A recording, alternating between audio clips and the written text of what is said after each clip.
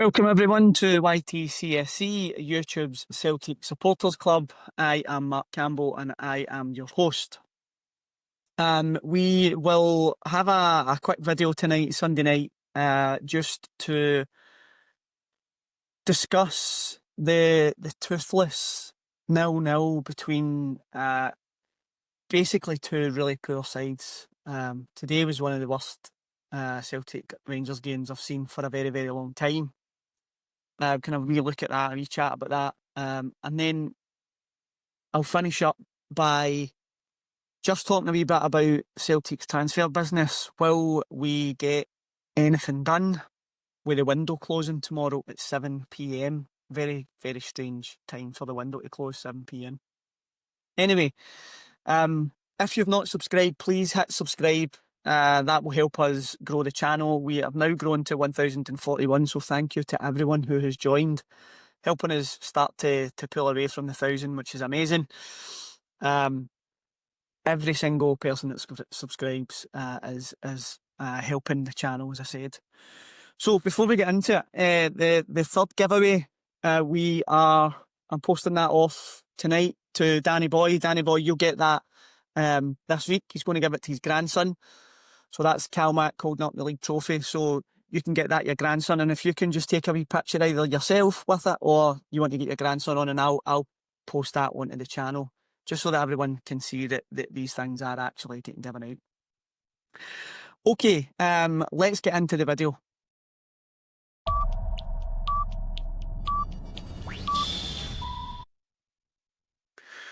Okay, before we get started, I'm going to let you know what we are doing as a giveaway for September.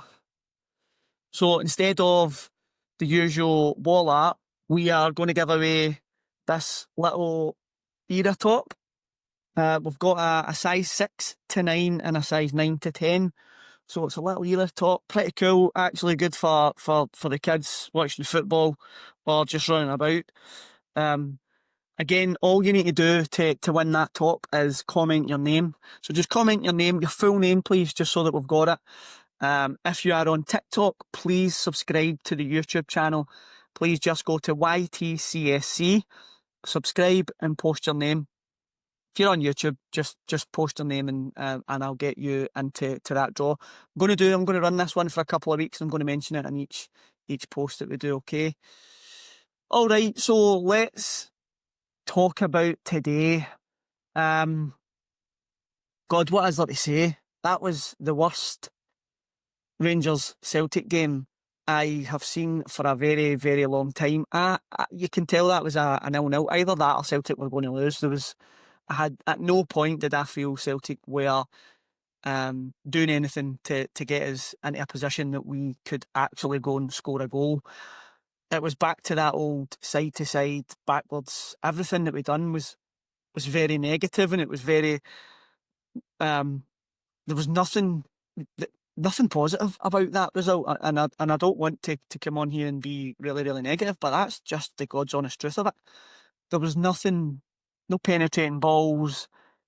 Every time the ball went down the wing, it went back again. There was nothing through for Maida to get onto, nothing really.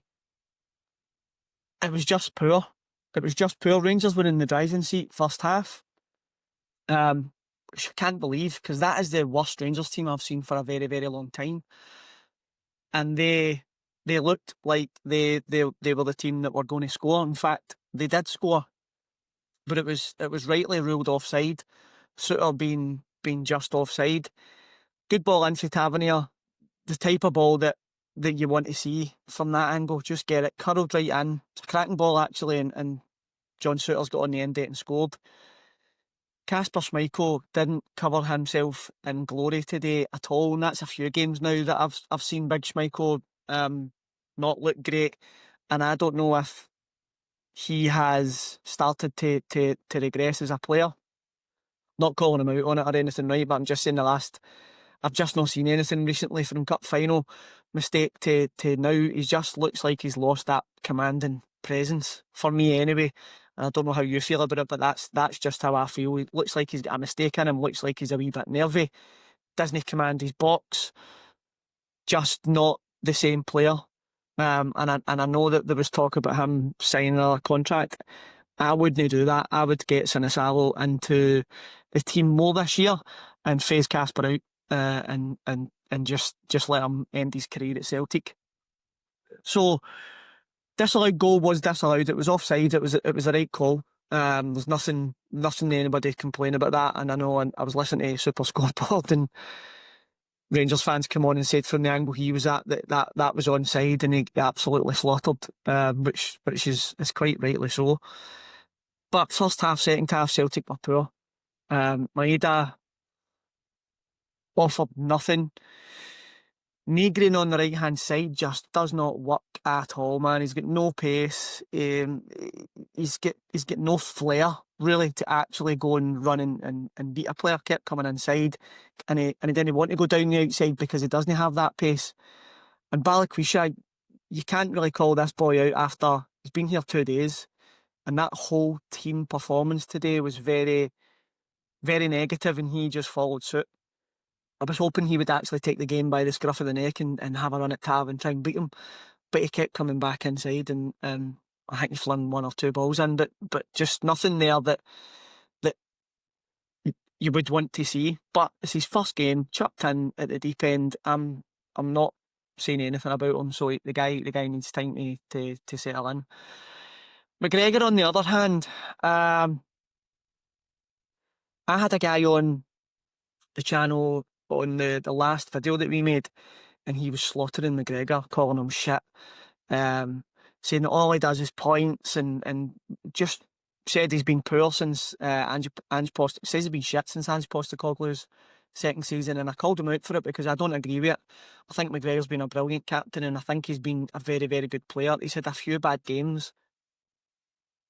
I will defend McGregor until the point, the same as I did with Ida, until the point that I can't anymore. I don't think it's right people are calling McGregor out right now. I think it's right that they are saying that he is not playing well. I get that, right? But to call him a shit captain and say that he's been poor since Postecoglou is just nonsense.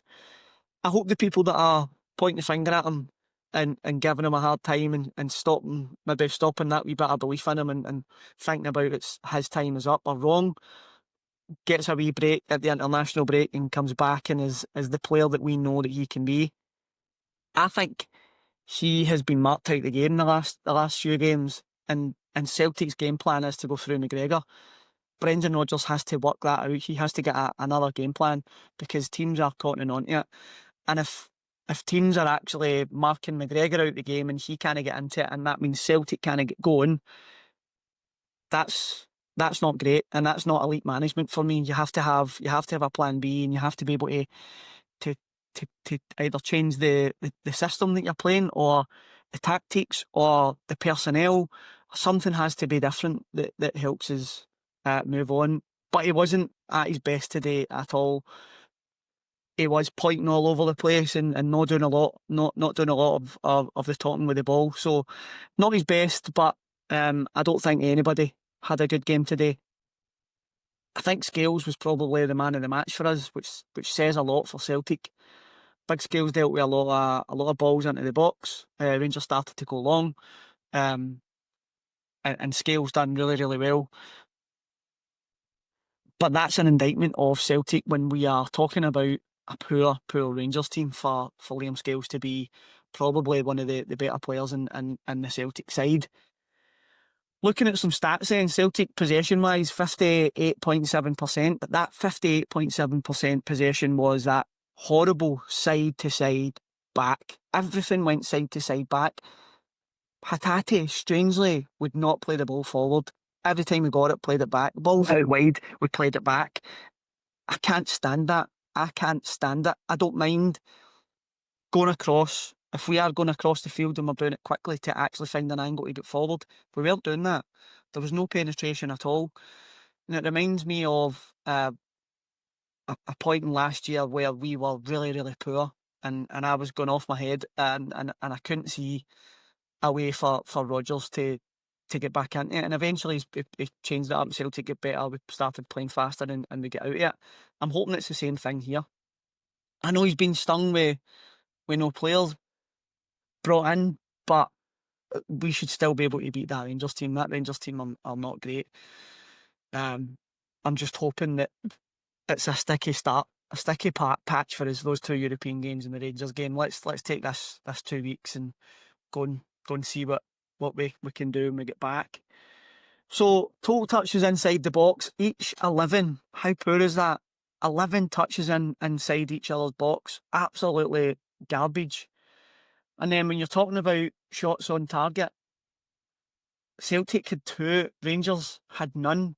They had 4 shots in goal, and we had 5 shots in goal. What a poor game. Absolutely rubbish. Shots off target, 2 each. Possession stats, and this is, I laugh at this now, right? Because possession-wise, 508 passes for Celtic against Rangers 343. What did we do with it? What did Celtic actually do with the ball? The ball went out wide, and then it went side to side, and then it went back. Or it went back to the goalie, and it's the same thing, and that is no use. Out of those 508 passes, what did we do with that? We didn't do much.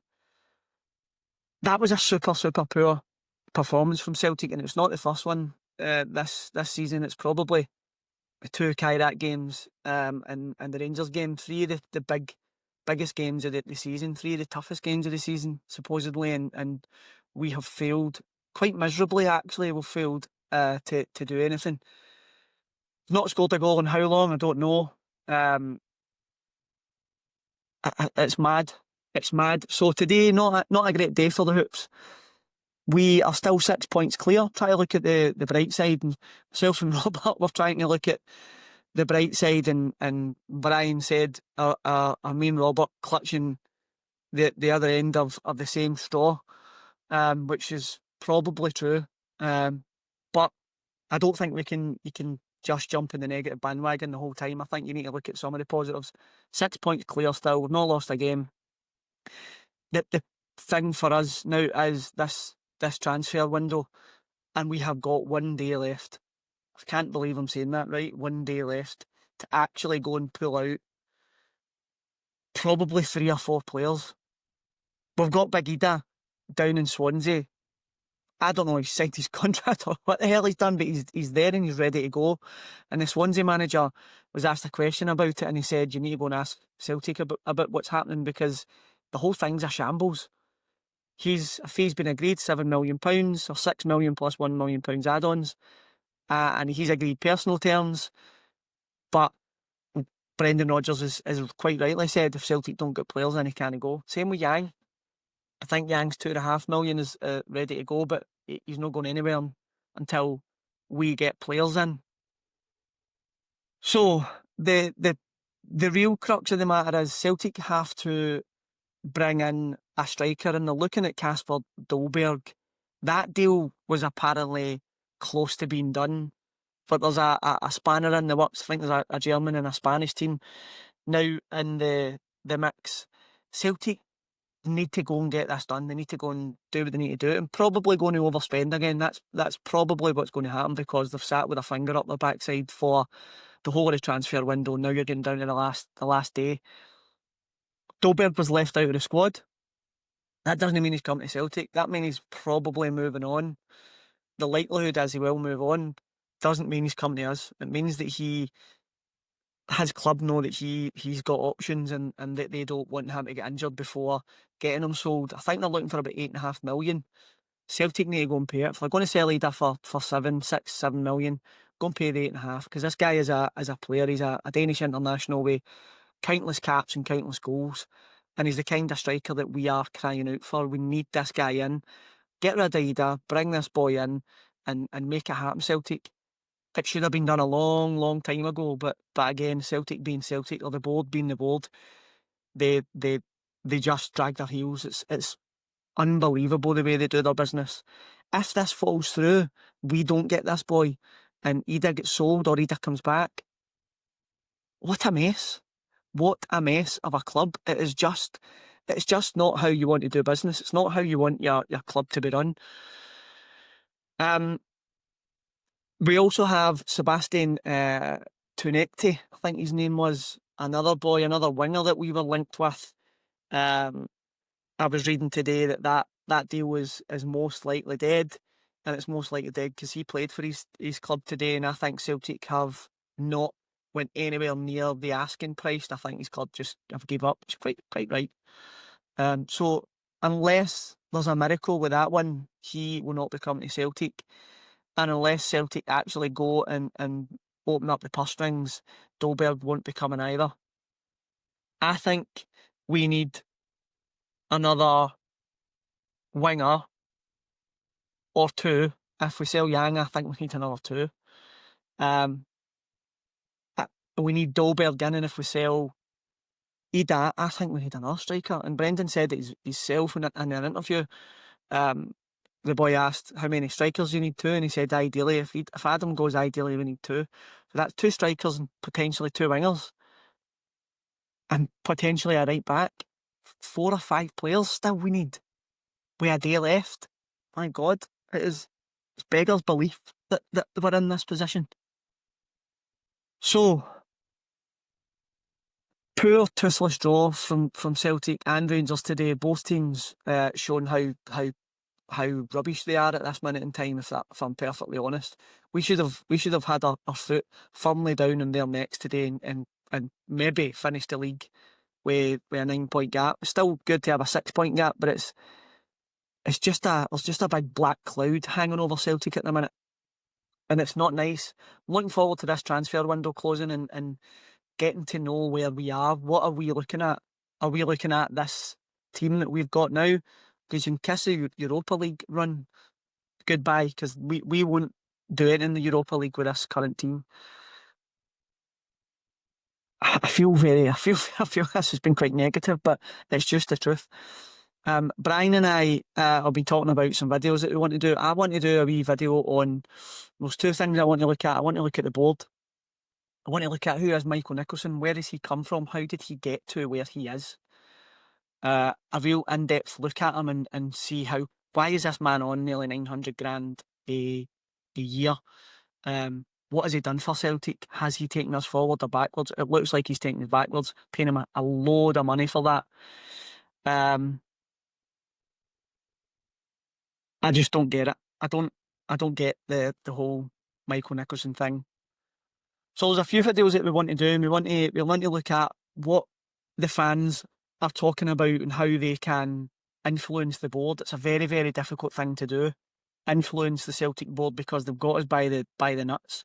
They've got 18,000 season ticket holders. So if season ticket holders decide not to renew, it doesn't matter. Doesn't matter. They're not interested, because their season tickets will get taken up.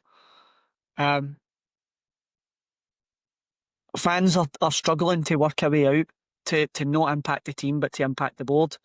Some people don't like to chant through the game. I understand that, because it impacts the players. But when do you do it? You could do it before the match. You could do it at half time. You could do it after the match. You could do it outside the stadium. You could have a wee protest outside the stadium. Some people are talking about the Celtic Trust looking to get 5% shares to try and have a say in what is happening. That's not about buying shares. That's about getting collective shares from people like you and me and putting them in and all counting as the one. Some people are for it, some people aren't. So I think me, Brian and Robert will sit down and we'll work out some of these videos that we can do and try and get something out there that is of interest and can get you guys talking. So I'm going to finish up, right, just to remind everybody, the September's giveaway there's this little number. So we've got a 5 to 6, I think, and a 9 to 10 for that. So all you need to do is comment your name. If you are on TikTok, please, you have to join our YouTube channel. Just go to YTCSC and subscribe, comment your name, we will get you in the draw. Okay, listen, I'm going to leave it there. Hopefully we can get the players in that we need to get before this transfer window ends, because it would be a nightmare if we don't. Let's see what happens over the next 24 to 36 hours. Hope you all have a good night. Hail, hail, and we'll catch you in the next one.